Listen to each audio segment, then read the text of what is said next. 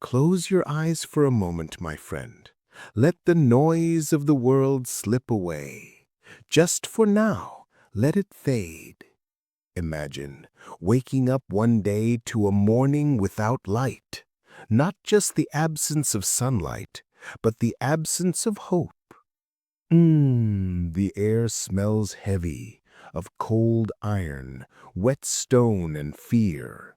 No birds singing, no laughter, only silence, thick, almost alive, pressing down on you. Your breath feels loud in that silence. Your footsteps echo like the sound of a heartbeat in an empty room. Everything you once knew is gone. Everything you once believed feels fragile, fading. This isn't a story from books. This isn't something imagined. This was real. This was the world Viktor Frankl stepped into. A world where names vanish, where people become numbers carved into skin, where life itself feels borrowed, and time no longer matters. Oh no. Can you imagine it? Where every sunrise is a question, and every sunset is an answer you are too afraid to hear. Frankl entered that darkness without knowing what would remain of him, without knowing if he would survive, without knowing if his soul would survive. The gates of the camp closed behind him, and something inside him shifted forever. Every sound became louder. The clink of chains, the murmur of despair, the whisper of death. Every moment became heavier, every breath a choice between surrender and resistance. No one prepared him for the cold that settles deep inside a man's bones, for the weight of uncertainty that suffocates hope, for the endless days that blend into nights without end. And yet, even in that silence of suffering, a question began to stir within him. If everything is taken away, freedom, family, future, what remains? What is left when the world strips you bare, when even your name is gone, when you have been reduced to a number? Frankl would later call it the last of human freedoms, the freedom to choose your own meaning. No, no. Viktor Frankl's Man's Search for Meaning isn't just a book. It is a journey into the deepest chambers of the human heart. It is a conversation with that quiet voice inside you, the one that whispers in the darkness, "Why am I here?" And tonight we step quietly into that silence. We walk together into the shadow of history, into the place where meaning is forged from suffering. Welcome to Whispering Wise. Viktor Frankl, Man's Search for Meaning. My friend, let me take you deeper into that first step Frankl took, into a world that had already forgotten the meaning of life. The gates swing shut with a slow, echoing groan. It was not loud, but it was final. A sound that carved itself into the soul. Oh no, it was the sound of a world disappearing. Frankl stepped in. And in that moment, the air itself felt heavier. It smelled of iron, sweat, and smoke. It was a smell that would never leave him. Around him, the world was alive with silence. Not the peace of stillness, but the silence of fear. The kind of silence that presses on your ears, that slows your heartbeat, that makes every breath feel like a secret. Oh yes, he looked around. Men, women, children. eyes fixed ahead, feet dragging, bodies thin, yet trembling under the weight of something heavier than hunger. They were ghosts, walking in the light of day, but carrying night inside themselves. Frankl noticed something else, too. Names disappeared here, replaced by numbers. Numbers burned into skin, numbers replacing identity. He saw men stripped of uniforms, of dignity, of everything they were taught to call themselves. They became shadows, and shadows do not dream. The camp was not just a prison of steel and barbed wire. It was a prison of the mind. No yesterday, no tomorrow, only this eternal, aching now. And for Frankl, that moment was a crossroads. He was standing at the threshold of something terrifying, something that would demand every ounce of his mind and soul. No, no one could prepare him for this. Not the years of study, not the knowledge of human suffering, not even the love for his wife. Here, suffering was not an idea, it was living flesh. It was the sound of a child crying for bread, the sound of men weeping quietly in the night, the sound of lives breaking. Frankl noticed in the faces around him a strange emptiness. Not the emptiness of sleep, but the emptiness of losing yourself, of no longer knowing why you are here. And in that moment, he understood something terrifying. Survival was not only about keeping the body alive, it was about keeping the soul alive. Oh yes, Frankl knew this. He knew this with every cell in his body. Because in the camp, hope was a choice. And he had to choose whether to surrender it or to guard it, even in the depths of despair. And so, he stepped forward, not knowing what awaited him, not knowing if he would survive another hour, but choosing, even before understanding fully, to seek meaning. This was not just entering a camp. This was entering the darkness of the human condition, where every breath was a question, and every heartbeat was a battle. Viktor Frankl, Man's Search for Meaning, was not yet a book. It was the first step of a journey into the heart of suffering and into the search for light. Welcome to Whispering Wise.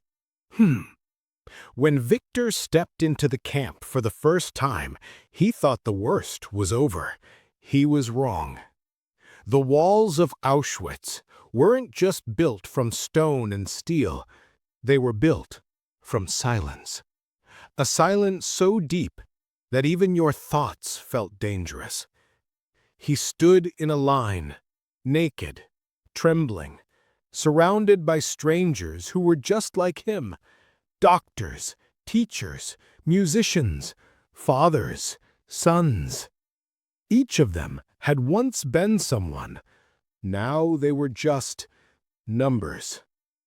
When the guards handed Viktor a thin uniform and a pair of broken shoes, he looked at himself and barely recognized the man staring back. His hair was gone. His clothes were gone. Even his name, Viktor Frankl, was gone. In its place, 119104, a number sewn onto a dirty piece of fabric. That number wasn't just a label, it was a message, a reminder that here you are no longer human. You belong to the system. Your life is theirs to decide. In those first nights, Viktor felt his soul slipping away. He had studied psychology for years, but no book had ever taught him what it meant to lose yourself completely. When the sun set, the camp turned into a graveyard of the living. Men collapsed on wooden planks, their ribs pressing through their skin. The cold bit through the air like knives.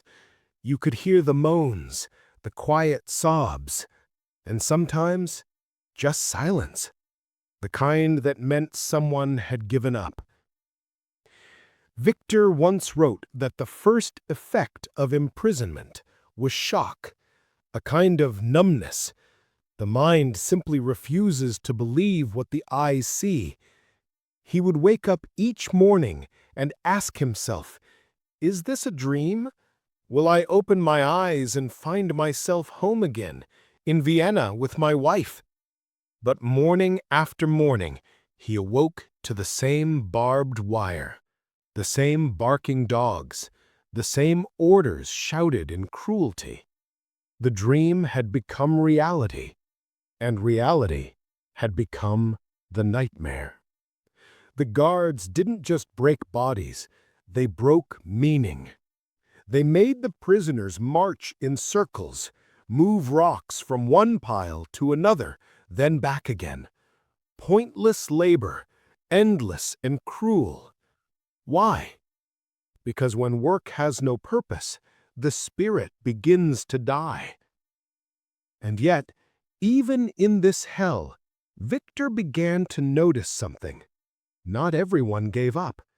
Some still whispered prayers before sleeping. Some shared a piece of bread, even when they had almost nothing. And some still dreamed. He realized that the true prison wasn't made of walls or fences. It was made of despair. Once you let go of hope, you were lost. One night, Viktor watched as a man next to him lay quietly staring at the ceiling. The man said softly, "I dreamed of my wife tonight. She was smiling, waiting for me." He smiled once more, and by morning, he was gone. That moment stayed with Viktor forever, because it showed him something he could never unsee, that even in death, it was love that gave meaning to suffering. Even when stripped of everything, the thought of someone you love can keep you alive a little longer.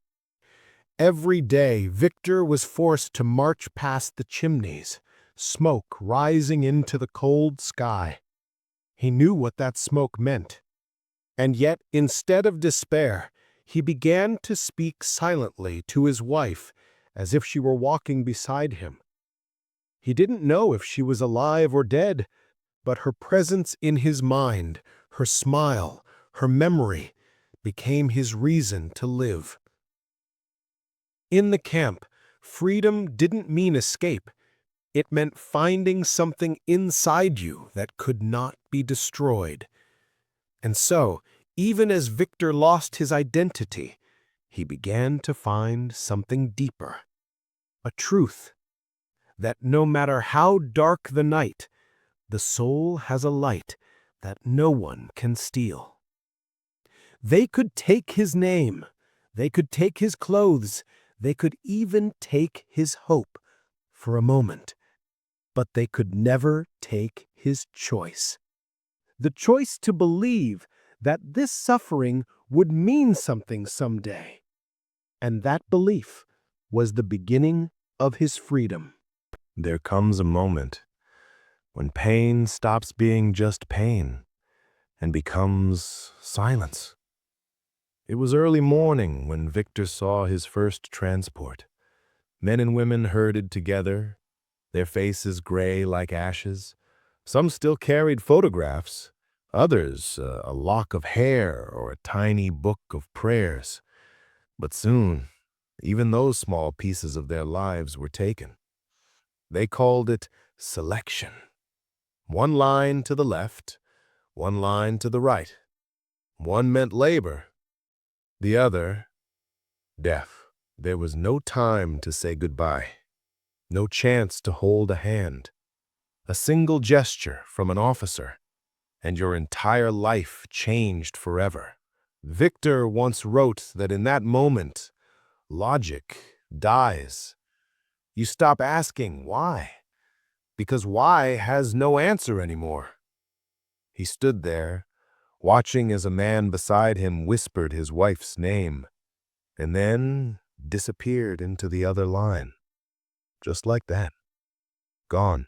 That was the first time Viktor truly understood suffering.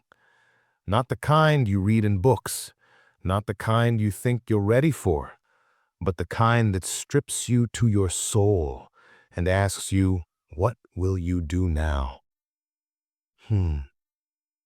He said the mind reacts in two ways. Some become hard, like stone. Others become hollow, like empty shells. But a few, just a few, still look for meaning in the middle of madness. Viktor began to watch people closely. He saw how suffering changed them, how it broke the proud and strengthened the humble. He saw a man who used to be a respected lawyer, now scrubbing floors in silence, and yet he still whispered prayers under his breath. He saw another, once strong and healthy, now begging for a crumb of bread, not because of hunger, but because he wanted someone to see him, to acknowledge he still existed. Suffering makes you invisible. It makes the world stop looking at you. And when no one sees you, you begin to disappear from yourself. Viktor realized that the body can survive far more than the mind ever imagines. But the soul, once it loses its reason to live, crumbles quietly, long before the body does. He watched as men gave up one by one. Some simply stopped getting up in the morning. They would lie on the cold wood and stare at the ceiling. No anger, no tears, no fear, just emptiness. And when that emptiness arrived, death soon followed. It was then that Viktor understood the human mind has its own breaking point, but meaning can stretch it a little further. He saw that the ones who had a reason, even a small one, a dream, a memory, a person they loved, those were the ones who survived the longest. One man whispered every night, "I have to live. My son is waiting." He didn't know if it was true, but the belief itself, that invisible thread of love, kept him breathing. Viktor began to cling to that truth, that pain could destroy the body, but it could also reveal something divine, the strength to choose how you suffer. He began to see suffering not as punishment, but as a question. A question life was asking him. Will you let this pain define you, or will you give it meaning? Every day after that, Viktor walked through the camp differently. He still hurt, he still feared, but inside, something had changed. He was no longer asking, "Why me?" He was asking, "What now?" And that small change, that quiet rebellion inside the soul, was the beginning of hope. Pain. He realized that pain could break you or break you open. And Viktor chose to open. Because even in the heart of suffering, the mind, the soul, still has one last freedom to decide what this moment means. And that decision is what makes us human. Pain changes a man. It doesn't ask for permission. It enters quietly and stays until every illusion is stripped away, until all that remains is truth. In the camps, truth was everywhere. In the silence after a guard's shout, in the trembling hands clutching a piece of stale bread, in the eyes of men who had forgotten what sunrise looked like. Viktor Frankl, he began to see not just the fences or the frost on his coat, but the invisible war happening inside each soul. Two men could wake to the same frozen dawn, feel the same hunger biting through their ribs, but one would collapse into despair, while the other, somehow, would keep walking. Why? What separated them? What invisible thread held one man's heart together while another's quietly unraveled in the dark? Frankl watched, not as a doctor anymore. The Nazis had stripped him of that title. Not as a writer. His manuscripts were ashes now. But as a witness, a soul staring at the edge of existence, trying to understand what kept a man alive when the world wanted him gone. He began to notice small things. The man who whispered his wife's name each night before sleep. The prisoner who gave away half his bread to someone weaker. The faint smile exchanged between two men before labor. Tiny, fragile gestures, but they carried the weight of eternity. Even here, where everything was meant to break them, something refused to die. Frankl realized that survival was not about strength, not about muscle or luck. It was about meaning, a reason to wake up, even when every breath hurt, a purpose, even if that purpose was simply to suffer with dignity. He saw men whispering to themselves in the dark, telling stories of home, of children's laughter, of mountains they once climbed, of music they would one day hear again, dreams that became their heartbeat. And then he remembered the words of Nietzsche. He who has a why to live can bear almost anyhow. In that frozen hell, surrounded by death and silence, Frankl began to understand. If a man still carried a reason inside him, a vision, a promise, a love, then no amount of suffering could truly destroy him. Because meaning was stronger than hunger, stronger than fear, even stronger than death itself. And so, amid the ashes and the screams, Viktor Frankl kept watching. He wasn't searching for escape anymore. He was searching for the heartbeat of hope, the one thing that camp could never take. And that's where his real discovery began, not in the world outside, but within the quiet corners of the human soul. Close your eyes for a moment. Picture the barracks at dawn, gray, frozen, and heavy with despair. A line of men stands in silence. Their faces are pale, their shoulders stooped. Some stare at the ground, others stare into nothing. And Viktor Frankl began to notice something. Not all men crumbled the same way. Not all surrendered to suffering. Some let it consume them, while others found something to hold on to. Why? Why would one man lie down in the cold and simply stop walking, while another still dragged his trembling body to the next day? Frankl saw that the difference wasn't in strength. It wasn't in youth or muscle or even the amount of bread in a man's pocket. No, it was in the heart, in the soul, in the meaning each man carried inside him. Some men had lost their why. Their dreams had been burned with their clothes.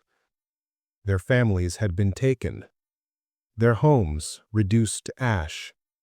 The future disappeared, and with no reason to live, they became shadows, walking ghosts in a world that demanded living bodies.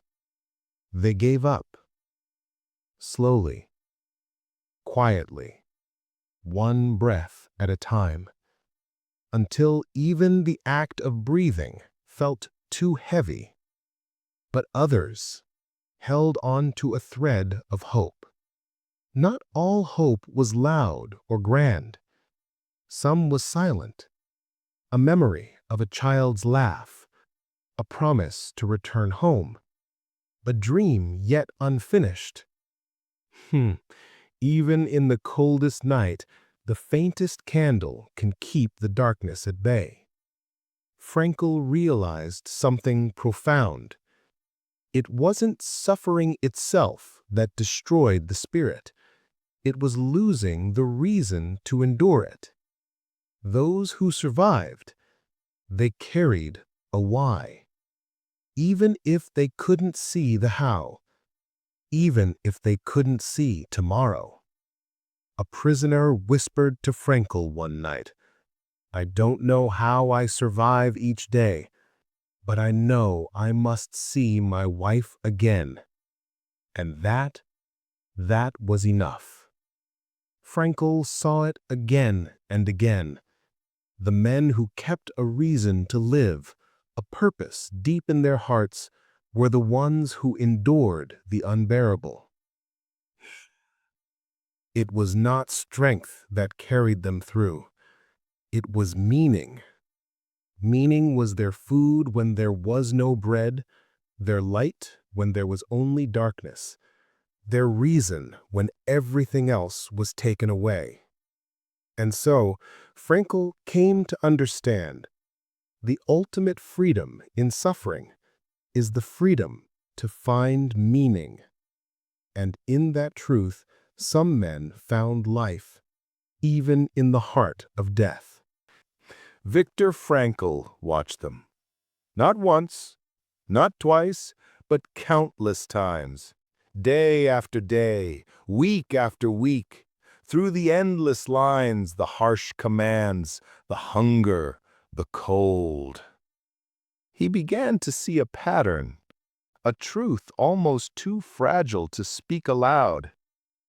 Those who found a reason, a purpose, were the ones who endured. It was not the strongest who survived, not the most intelligent, but those who carried a deeper meaning. A meaning that gave them a reason to rise when every bone in their body screamed to fall. Meaning. Yes, meaning. It was their invisible armor, their unseen shield against despair.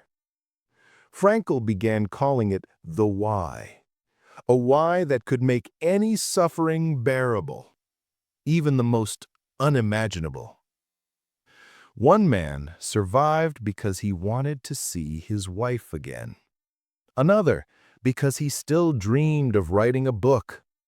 Another because he wanted to see the flowers bloom once more. And for Frankl, his why became to find meaning even here in this valley of suffering. He remembered Nietzsche's words, "He who has a why to live can bear almost any how." And Frankl lived that truth, day after day, step after step, breath after breath. He saw men who had lost their why fall into silence, fade into nothingness. But those who clung to their why clung to life.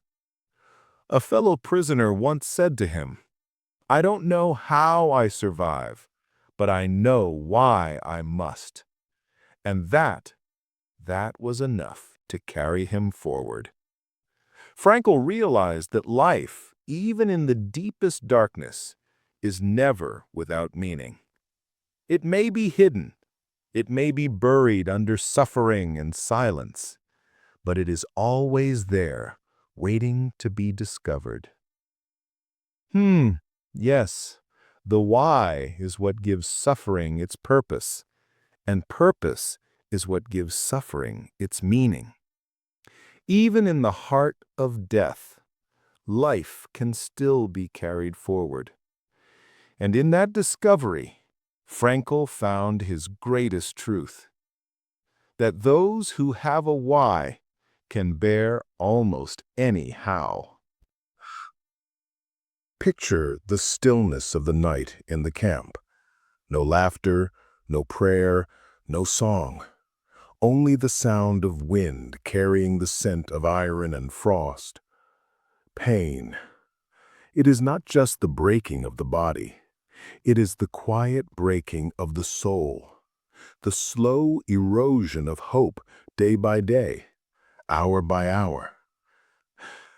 You know, when hope fades, the soul begins to shrink. And yet in those days of hunger and cold, Frankl noticed something remarkable. Some men lost themselves entirely. Their eyes dimmed. They stopped speaking to one another.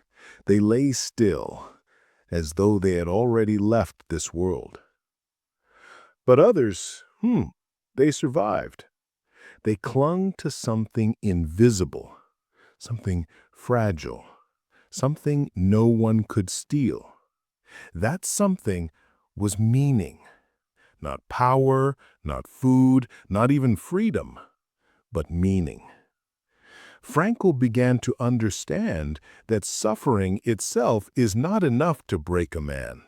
It is suffering without meaning that destroys him. Pain without meaning is despair. But suffering with purpose becomes endurance, even beauty.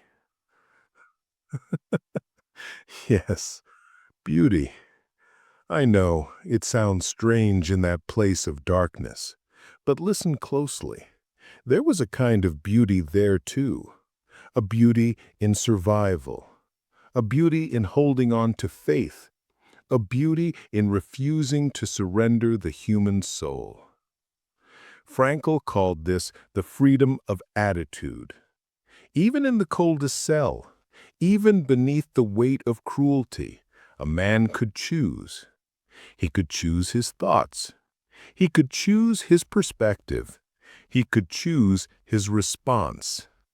And that, my friend, that is something no chain can break. It is the last human freedom. The freedom to decide the meaning of your life, even when life itself is taken away. This was Frankl's revelation, not through books or speeches, but through living. Through each breath in the freezing dawn, each step toward the unknown. Pain, suffering, they are not accidents. They are the places where meaning is found, if we dare to look. And faith? Faith is not the absence of doubt. Faith is the decision to see purpose even in the face of despair.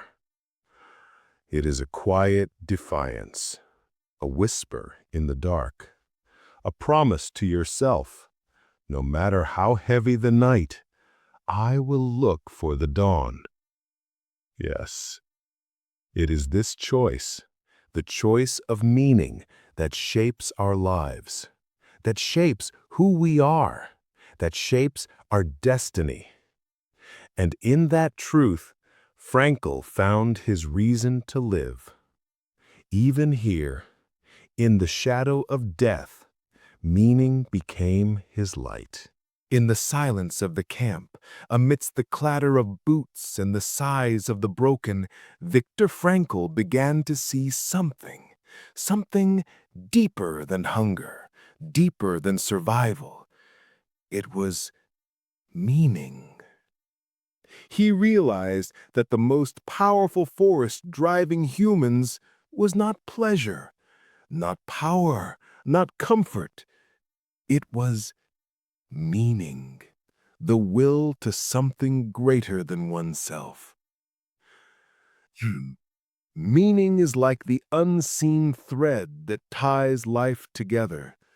When stripped of freedom, dignity, and even hope, meaning remains. It is what keeps a man standing when his legs beg to give way. It is what keeps his heart beating when his soul cries to stop. Frankl began to understand. Meaning is not given. It is chosen, discovered, carved from the rawness of life. Isn't that strange? When life takes everything away, meaning becomes the only thing left worth fighting for. In those camps, Frankl witnessed men walking toward the edge of despair and finding a reason to stand again. Some found it in the thought of a loved one waiting beyond the barbed wire. Some in a promise to survive and tell the world their story. Some in the sheer will to keep breathing, even when every breath felt like fire. And he came to a quiet but powerful truth. Meaning is the will that drives life, not survival, not comfort, not even faith. And in that insight, Frankl found hope. Even in the darkest night, the human heart can find a reason to live. And that, my friend, is the secret the world often forgets. That to live without meaning is to wither away. Meaning is why we breathe. Meaning is why we endure. Imagine, my friend, standing in a place where every dawn feels like the last, where hunger gnaws your body and hopelessness gnaws your soul. That was life inside the camp. And yet, somehow, Frankl began to notice a strange truth. Even here, in the coldest abyss of human existence, there were those who still carried a reason to live. Purpose. A light, faint, flickering, but enough to guide them through the darkness. You see, despair is not a wall that falls all at once. It is a slow erosion. And purpose is the mortar that holds a man together when everything else crumbles. Frankl saw it every day. The man who hummed quietly to himself as he worked, thinking of his wife waiting somewhere beyond the barbed wire. The woman who clutched a faded letter, reading it by heart over and over, as if the words themselves could breathe life into her bones. The prisoner who vowed, quietly, that he would write his story for the world once he survived. Purpose is more than a goal. It is a reason that turns suffering into endurance. It is the bridge that carries us over the storm. And in that dreadful place, Frankl realized something beautiful and terrible. When you have a purpose, no matter how small, the soul finds strength beyond the body's breaking point. It was not the strongest who survived, nor the fastest, nor the most intelligent. It was those who clung to a meaning, something worth living for. Yes. Meaning became the flame that kept some hearts alive, even when the world around them was reduced to ashes. And that, my friend, is the lesson Viktor Frankl carried with him. Even in despair, purpose becomes the reason to live. It's strange, isn't it? Even in a place built to erase humanity, love found a way to exist. Frankl would often walk through the frozen camp yard, his body weak, his steps slow, and yet, inside his mind, he would speak to his wife. He didn't know if she was alive. He didn't know if she had survived, but that didn't matter, because in his heart, she was there. He could see her face, her eyes filled with light, her voice whispering, "Hold on." And in that moment, Frankl discovered love is not limited by presence. It lives even when the world takes everything else away. There was another man in the camp, older, quieter, who never spoke much. But every night before sleeping, he closed his eyes and recited the Psalms from memory. No Bible, no paper, just faith stitched into his soul. When others mocked him, he smiled. When food was stolen, he prayed for the thief. When hope seemed impossible, he said, "Even if I die here, my faith will not." That's the thing about meaning. It doesn't need to be loud. It just needs to be real. Some men found meaning in memory. They remembered laughter before the war, the taste of bread at home, a mother's hug, a promise made long ago. And those tiny fragments of memory became treasures, a kind of spiritual oxygen that kept their souls breathing. Frankl wrote later that even in suffering, there is a sacred opportunity to turn tragedy into triumph, to say, yes, this pain is real, but it will not destroy my purpose. He watched as men who had nothing gave their last piece of bread to another. And in that act of kindness, in that single spark of compassion, he saw proof the human soul is stronger than despair. Love, memory, faith. These were not luxuries. They were survival. They were proof that even in a place built for death, life, true life, still whispered. And through those whispers, Frankl found his greatest revelation, that meaning cannot be taken away, only surrendered.